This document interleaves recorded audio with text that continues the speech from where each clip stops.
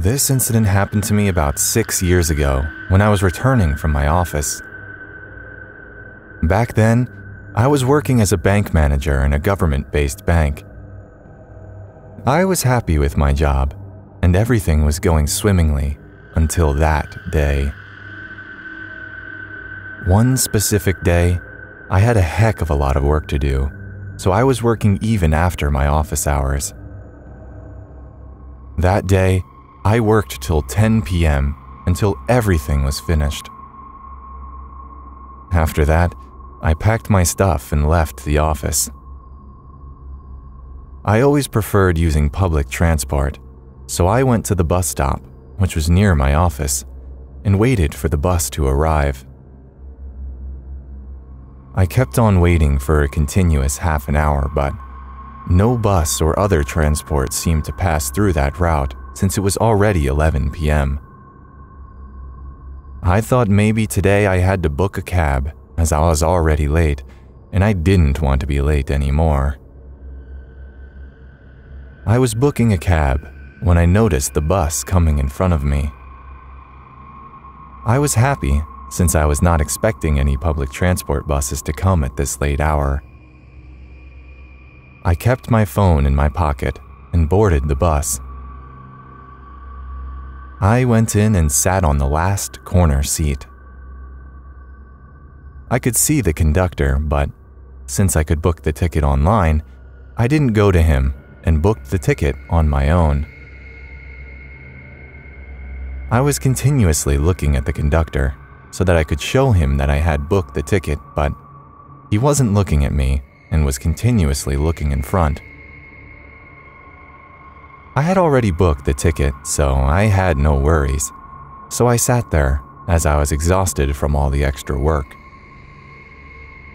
I closed my eyes, and within a minute, I fell asleep.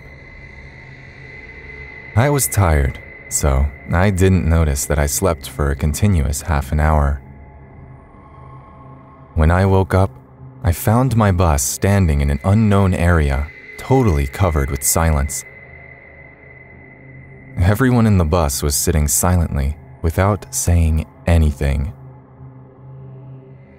The weird thing was that they all were looking directly in front, including the conductor, and were not moving at all. I was alone there, moving my body, and looked shocked after seeing my bus standing at such a weird place. I wanted to go out, but the doors of the bus were closed and could only be opened by the driver. I stood up from my seat and went to the conductor to ask him why the bus was standing there and which area was that. I was sure that I had not been to this route before. I went to him and asked him about this, but he didn't listen to me. He kept on looking in front without moving. This was a little strange for me. Soon, I noticed that he was not even blinking his eyes. No human alive could do that for that much time. No, his silent posture was scaring me. I went back to my seat, but as soon as I turned back, I noticed a lady sitting beside me. Honestly, I didn't see her coming in and sitting beside me. I was terrified and was shaking. I just sat beside her and looked at her. She was also gazing in front, without moving, and like the conductor, even she was not blinking her eyes. I offered her a smile, but she didn't smile back. I was feeling uncomfortable in the bus, as no voice was there, no one was talking, even in the very dim light of the moving bus. He felt something sticky in the seat. I looked at my hand and found that my hand was all covered in blood. I screamed with fear, and I saw the lady was bleeding profusely. I was shocked that she was bleeding that much, and even then, she was sitting there so calmly and wasn't even reacting. She started to stare at me, and out of fear, I ran towards the conductor of the bus. I was looking at the lady and explaining the whole situation to the conductor, and I was surprised to death when I looked at his face. He was also bleeding heavily from his head. I jumped to the other seat in fear, and soon I found that everyone there was in the same condition. I started to think that I was in hell. Before I could say anything, the conductor told me, "Sir, don't worry about seeing our blood. We all are dead." That scene was the scariest of all. After this, I ran to the door and started pulling it to open it. Suddenly, the door opened and I was out of the bus. I started running on the road without thinking about the direction, but soon I was hit by an invisible thing and fainted. I don't know what happened after that, but when I opened my eyes, I was in a hospital. Later, I found out that a cop who was passing through that route found me in that condition and took me to the hospital. The cop came and asked me what I was doing there. I told him everything, but he thought that I was drunk or something and didn't believe me. He asked me to take care of myself and left from there. After that day, I didn't tell this incident to anyone because I knew that no one would believe me.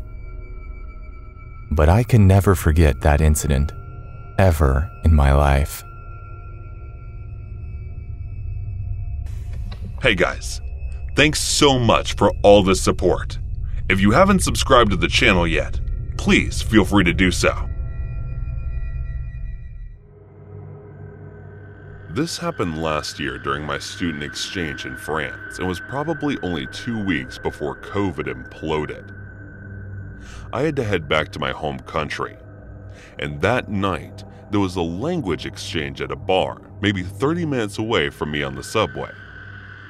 My roommate didn't seem interested in going, so I decided to make this my first night out alone, so I'd already talked to the organizers of the event and they seemed really nice.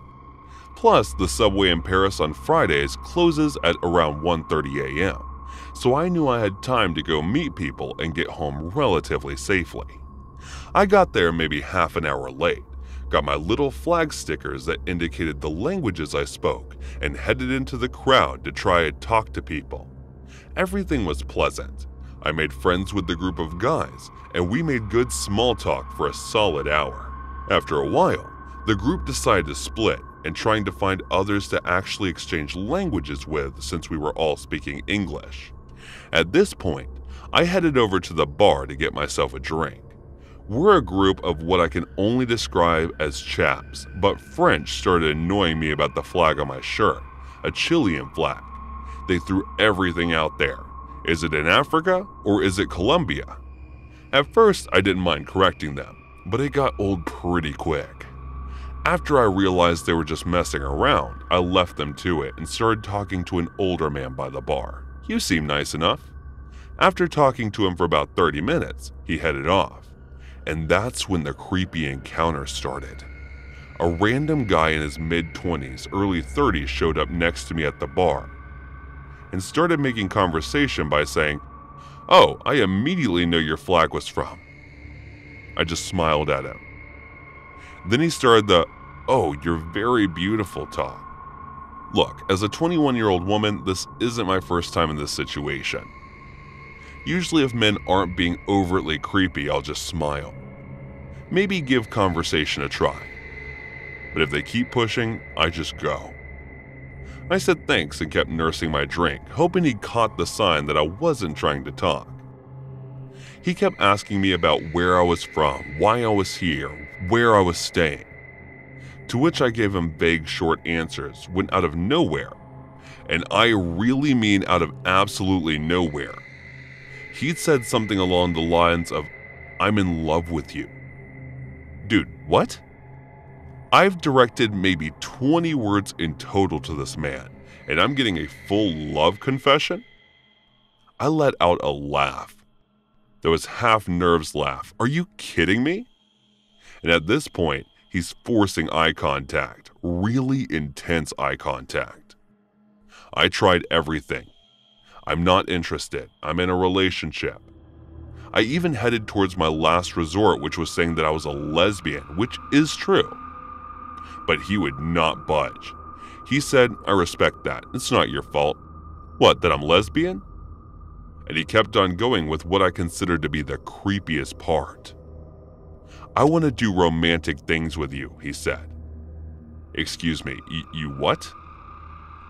This set me off, and that negative gut feeling is one of those phrases that is just off enough that your brain goes, not dinner, not a date, not something just romantic. Well, I wasn't about to find out what it meant. I put on my full bitch face that said, look, I know you're just trying to be nice, but I'm not interested, and I am in a committed relationship. I got up and he tried to touch my arm, to which I immediately flinched and shocked daggers at him. I just think you're beautiful. I want to marry you someday. Maybe you have kids. You have beautiful eyes. Thankfully, the bar had cleared out some, and I was able to cross the floor and grab my Parker. He kept saying things behind me like, I just want to try romantic things. I then grabbed a random non-creepy man that I had talked to that night who was just leaving and said, hey, are you walking to the subway? And I went with him. My recently professed suitor followed us. I remember him perfectly wearing a tan waterproof jacket, standing right outside the bar door looking at me. The guy I was walking with was going in the company in opposite direction of the subway line, but I wasn't about to risk going down to my own line alone and waiting. It was past midnight, so trains took slightly longer to arrive. Most train stations have an option to switch directions if you mess up without paying again. So I figured I'd go down with my bodyguard of sorts, make him stand with me near the direction change, and if I saw the creep coming, I'd book it and pray a car came in time. We had an app that showed estimated arrival times. It was just my luck that that specific station was undergoing repairs, and it was either get your direction right on the first try, or perish. No direction change in sight. So I did what in my 2 mojito fight or flight mode had to do. I ran back up the stairs and tried to pay again. Except the card I used was one of those cards that once you scan, you can't use again within 5 minutes. I wasn't going to wait that long, and I could hear someone coming down the subway stairs. Paris subway had turnstiles, but it also had doors that only open once you scan.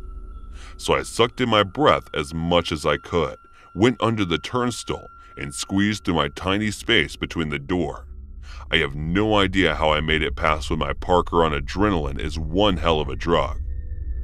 I had just managed to make it downstairs when the train was arriving. But as I turned around, I saw him on the sort of bridge area overlooking the train tracks. I managed to grow out my biggest, meanest no, and then said something like, I want to grow old with you. Give me your number. The train doors opened, and I walked inside backwards, making eye contact with him, saying no again. Luckily, that's just about one of the most universal words out there. I'm thankful to the Friday night 1 a.m. Paris subway crowd. They all seemed confused, but they had the right spirit. A couple of girls waved over so I could stand with them until the door closed, and they went with me until I had to change lines. I felt safer on the 2-minute walk from the subway to my apartment than near that guy in my neighborhood was kind of known for being a big crack hotspot. At least the crackheads left me alone. So if anyone takes something away from this, just be mean. Be rude as hell. I tried being mean a little too late and got one of the creepiest love confessions of my life. A stalker and into the subway, and a story to tell on here.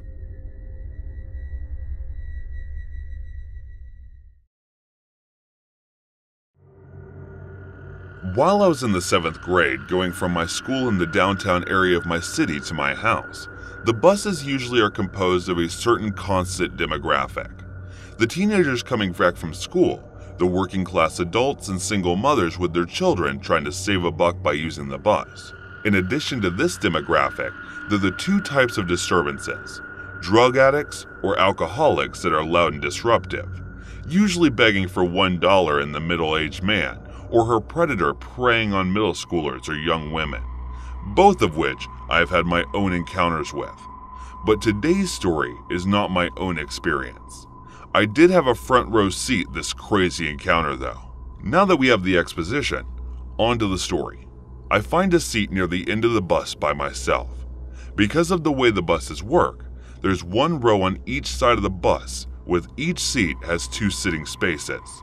But there's also a twisty area in the middle of the bus. 2 seats are directly across from each other in this area. On the opposite side of me is a working class man, some teenagers behind me, and in front of me are the main characters of the story: a dingy, unshaven man and 3 teenage girls. The man being directly in front of me and the girls in the twisty seats in front of the man. Being that there's only 2 per seat, one of the girls decided to sit on one of her friend's laps to stay close and not have to sit beside a stranger. Upon seeing this, the man begins to sort of creepily laugh to himself before obnoxiously adjusting the way he's sitting in a suggestive manner, rubbing his thighs and staring the girl down. As the ride begins and the girl notices him, he starts to pat his thighs if to suggest she sit down there, then leading to verbalize these actions, saying things like, "Come here, girl. Come sit here instead. You belong right here." Everyone inside of this disgusting behavior catches on, and they're all watching him. The girl simply scouted the man and turns away, her friends throwing light insults at him. He attempts in vain. He turns to the working class man who's watching what's going on. He then says something along the lines of, "Why is she sitting there? She needs to be on my lap instead." Further commenting on his high schooler's body and doing the buddy-buddy arm nudge with him as if the two were pals. Just a note, she is visibly a high schooler. Our district requires standard school attire, so she has khaki shorts and button-up short-sleeve shirt with a backpack, so there's no way that this man couldn't have known that she was underage. But I digress. Anyways, hearing these outrageous statements for the man, the working class man replies with something like, "Hey, don't you ever associate with me. Whatever you think this is a child you're talking about. I come from Detroit, and we put people like you in the dirt." The man not at all deterred scoffs and does his hand-flinging motion as if to blow him off. The working class man stops his coming up, and as he stands, he tells the girl that he apologizes for what she's going through and leaves. The girl tells him on his way out, "Thank you, but I'll be able to handle it. Just kind of wait." The gross man turns back there and says, "Handle what? Handle what? Me?" and laughs to himself. I was appalled at this gross statement, but even angrier than me were the adults and male thugs who started standing in the area where the situation was, witness to this atrocity. I remember hearing the gang members all start to get riled up behind me in defense of the girl. Now this guy starts to get a bit scared. He's now stopped talking upon seeing how many people are against him. The girl again goes on to assure the crowd that she's got everything under control, and things calm down a bit. This until he pulls the string to notify the driver that he wants to leave at the next stop. In a split second, everyone's eyes were back on him. The thugs begin standing up, lingering near the doors just in case he plans to run. The bus begins to arrive to the stop, and as the man stands up, so does the girl. He attempts to walk past her, but upon approaching her, she pushes him back not to get him off his feet, but they just get back him from the forming group of people. She does this because as he stumbles backward like Django, she swings her belt off her waist and yells, "He likes to prey on little girls." He liked flirting with little girls as a grown man and starts beating the brakes off the sky with it. And yes, she was using the metal side. My ears filled with the clinking of metal on his body and head, the slapping of the leather on the skin, and the moans and cries of this fall. The grown man who is now on the ground in tears attempting to escape from this well-deserved beating. The bus ends up completely stomping the driver, running back to separate the two. The girl is still beating the man with all her might as the bus driver rushes over to pick her up and pull her away from the man. The man ends up crawling hands and knees off the bus, where he then laid on the concrete moaning and crying in pain. Everyone was escorted off the bus, and the police were soon called to get the man medical attention.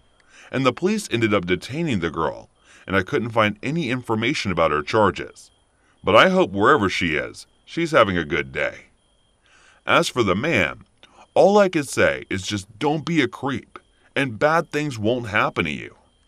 I admire that girl's bravery and the passengers that bonded together for the safety of the girl with the best demonstration of what a community should be that I've ever seen.